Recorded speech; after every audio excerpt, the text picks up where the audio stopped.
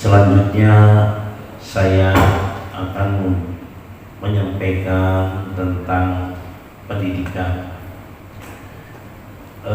Bapak-bapak dan saudara-saudara sekalian, ini adalah sebuah kesempatan yang luar biasa yang insya Allah nanti akan menjadi inspirasi dari Bapak Sekda. Pada tahun 2006 saya punya cita-cita, kepingin memiliki sekolah yang termaju di Indonesia, Bapak dan saudara-saudara sekalian. Tetapi saya tidak punya apa-apa. Yang ada hanya sebuah villa kecil dan gudang kayu. Villa kecil itu saya buat sebagai asrama mantri.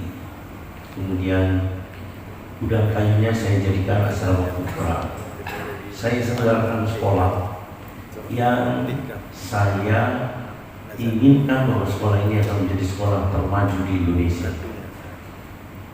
Kemudian saya mendapatkan murid sebanyak 49, tapi yang satu kemudian berhenti karena tidak bisa mengikuti cara belajarnya. Sekolahnya berada di bawah teror, diberi pemisah. Ini Bapak dan saudara-saudara sekalian, saya hanya memiliki sebidang tanah itu dan 2 gedung itu, villa dan gudang kayu. Setelah itu Bapak dan Ibu sekalian, saya sampaikan bahwa lokasinya di sebuah tempat yang jauh dari rumah penduduk. Jauh dari rumah penduduk, akses jalannya hanya 2 meter. Kalau kemudian kita pakai mobil, apabila sudah ada yang mendahului kita tidak akan bisa menyalip. Di Bapak dan Ibu sekalian. Selanjutnya, kemudian Bapak dan Ibu sekalian, berlangsunglah sampai dengan 11 tahun pada tahun 2017. Jadi hanya 11 tahun. Sekolah saya mendapatkan award sebagai the most favorite school in Indonesia. Sekolah yang paling favorit di Indonesia. 2018 sekolah saya mendapatkan award sebagai the best tutoring system school in Indonesia. 2019 mendapatkan penghargaan dihadiri oleh Gubernur dan Wakil Gubernur sebagai Pondok Pesantren Modern Inspiratif nomor 1 di Indonesia, dengan kompetitornya pondok pesantren yang sangat dikenal, yaitu Pondok Pesantren Gontor, Pondok Pesantren Darul Najah Jakarta, dan Pondok Pesantren Al-Amin Perinduan. Tahun 2020 di bulan Februari kalau tidak salah, saya mendapatkan award sebagai the Excellent Quality Education of 2020. Sekolah yang kualitas pendidikannya istimewa. Dan di bulan November dapat lagi award Indonesia Most Prestigious Education of 2020, lembaga pendidikan yang paling bergengsi untuk tahun 2020. Bapak dan Ibu sekalian, saya tidak punya apa-apa, tidak mempunyai sarana dan prasarana, dan hanya berdiri di sebidang tanah seluas 1 hektar yang tidak ada gedungnya kecuali 2 tadi. Bapak dan saudara-saudara sekalian, apa yang saya andalkan hanya 2. 1, gurunya yang baik dan sistemnya yang kompetitif. Hanya 2. Gurunya yang baik, yaitu gurunya yang memiliki kompetensi yang baik, dan utamanya memiliki komitmen yang baik untuk memajukan anak-anak serta kemudian menyertakan kepribadian guru dengan sebaik-baiknya dalam menghadapi murid, memandang murid dipandang sebagai anak kandungnya sendiri sesuai dengan apa yang disabdakan oleh Rasulullah, ana laka kal walidi ilal waladi, saya padamu murid bagikan ayah kepada anak. Ini Bapak dan Ibu sekalian, prinsip ini yang dibawa. Sementara sistemnya, satu di antara sistem itu Bapak dan Ibu sekalian, kita tidak melepas anak murid kita, tidak melepas santri kita setelah UNAS selesai, tetapi kita lepas setelah masuk perguruan tinggi sesuai yang dikehendaki, dengan diberikan bekal keilmuan, bimbingan, dan pendampingan. Ini Bapak dan Ibu sekalian, contoh keberhasilannya anak-anak kita melanjutkan di berbagai perguruan tinggi ternama yang sulit mohon maaf dijangkau, seperti fakultas-fakultas kedokteran. Semua fakultas kedokteran yang terakreditasi A bisa dimasuki oleh anak-anak kita dan bisa diterima di sana, baik yang ada di Pulau Jawa ataupun yang di luar Jawa. ITB itu yang dianggap sebagai sekolah institut teknologi yang terbaik di Indonesia. Anak-anak kita dikenal oleh rektor-rektornya. Kemudian Bapak dan saudara-saudara sekalian, di berbagai negara di luar negeri, Prancis, Jerman, Rusia, Cina, Jepang, dan apalagi Timur Tengah, di hampir semua negara Timur Tengah yang memang menjadi tujuan mereka, karena kita juga sudah punya MOU dengan mereka, maka dengan mudahnya diterima. Dua hal yang menjadi andalan kami, yaitu gurunya yang baik dan sistemnya yang kompetitif. Yang antara lain sistemnya yang kompetitif itu tadi Bapak dan Ibu sekalian, mereka kita antarkan sampai masuk di perguruan tinggi. Oleh karena itu Aceh, Pak Sekda harus bisa untuk menjadi provinsi yang kualitas pendidikannya paling baik di Indonesia. Kenapa demikian? Kemarin saya mendengar dari Pak Wakil Rektor 3, ini urutan ke-23 nih. Itu nanti harus bisa menjadi urutan pertama. Kenapa? Karena dua hal yang dibutuhkan ada. Dua hal yang dibutuhkan yaitu gurunya yang baik. Semua sudah ada dan perguruan harus mempelopori ini. Kemudian sistemnya yang kompetitif. Saya persilahkan, kalau mungkin bukan saya persilahkan, saya menyambut dengan segala senang hati ketika Pak Sekda menyelenggarakan studi banding ke tempat saya. Bangunannya, sarana prasarana biasa-biasa saja, tetapi memang tujuan dari pendidikan adalah kualitasnya. Ada sebuah disertasi yang mengatakan bahwa tujuan utama wali santri, tujuan utama animo untuk memilih sekolah, 4 sekolahnya putra putrinya sebagai orang tua yang bijaksana, mereka akan mencari yang baik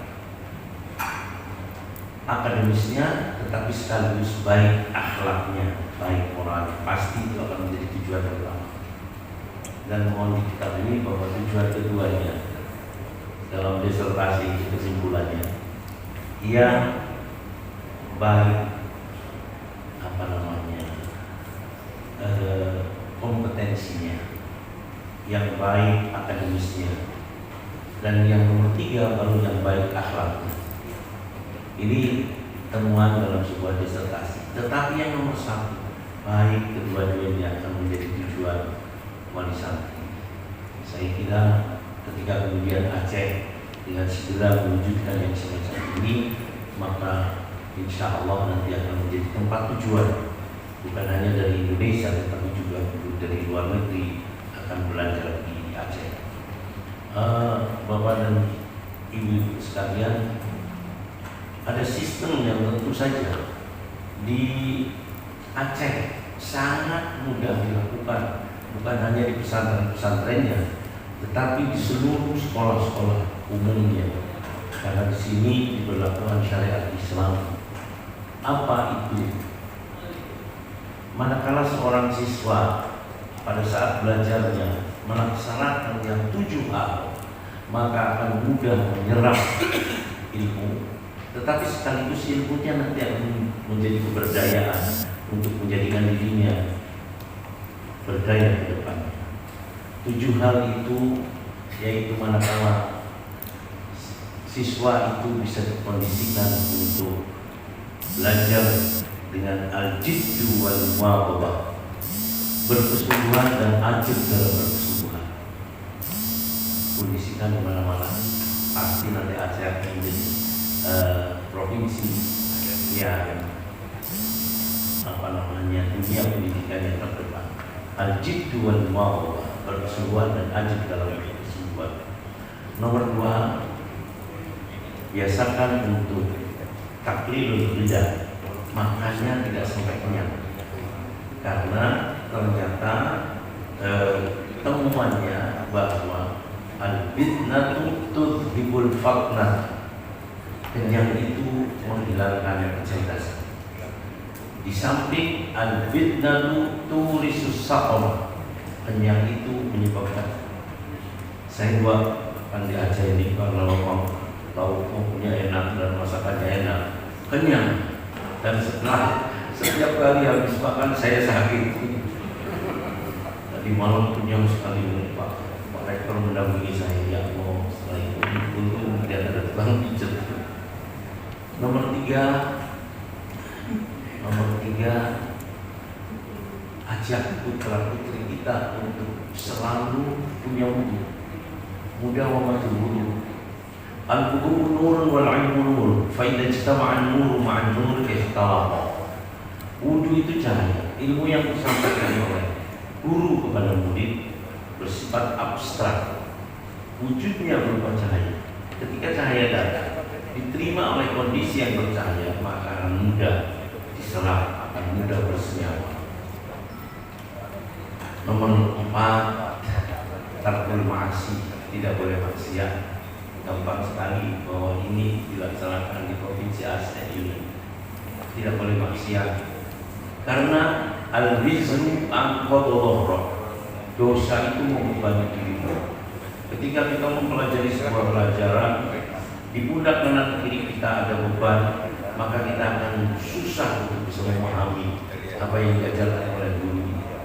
Tetapi ketika tidak ada beban, ya kita akan mudah, karena tidak ada beban, dan dosa adalah beban psikologis yang lebih berat daripada sekitar beban konkret. Tarkul ma'asi. Nomor 5 adalah sholatul laili, sholat malam.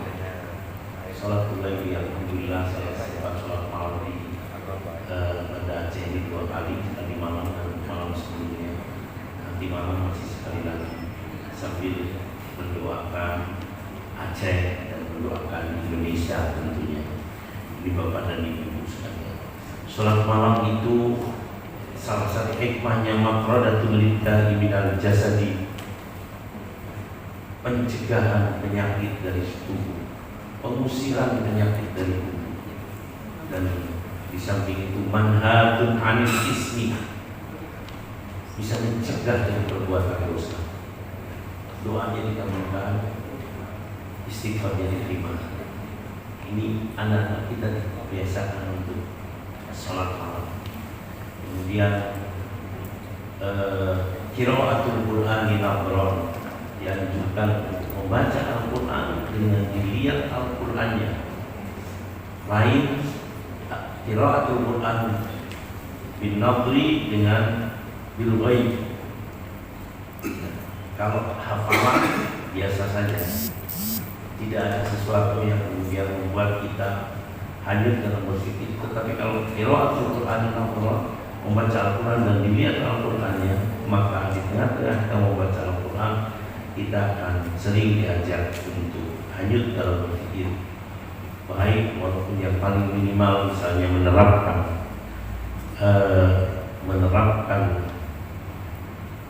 tajwid, makhrajul huruf ke dalam bacaan, ataupun tadabbur dalam arti yang terkandung dalam Al-Quran ini.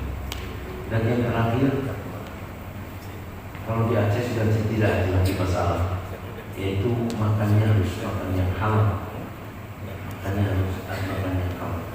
Jika itu dilakukan oleh, tentu tidak hanya sendirian oleh murid saja, tapi pasti harus dibimbing oleh guru. Bagaimana mungkin seorang murid melakukan al-jiddu wal muwadhalah, bersungguhan dan ajib dalam bersungguhan, namun gurunya tidak memberi motivasi, tidak memberi bimbingan terhadap hal yang semacam ini, maka akan sulit untuk bisa diwujudkan. Ketika ini bisa dilaksanakan, maka murid kita akan pandai-pandai dan ilmunya akan membawa barokah, mengarah kepada kebaikan dan manfaat. Selanjutnya, Bapak dan Ibu sekalian, tentu itu harus dengan guru sebagaimana yang tadi saya sampaikan, yaitu guru yang baik dalam kompetensinya, tapi baik juga dalam komitmennya dan dalam membimbing murid. Saya minta guru untuk menerapkan ini di sekolah-sekolah dan kemudian memotivasi, mengembangkan kepada lingkungan pendidikan sehingga kemudian terjadi kualitas yang tinggi. Ini Bapak dan saudara-saudara sekalian.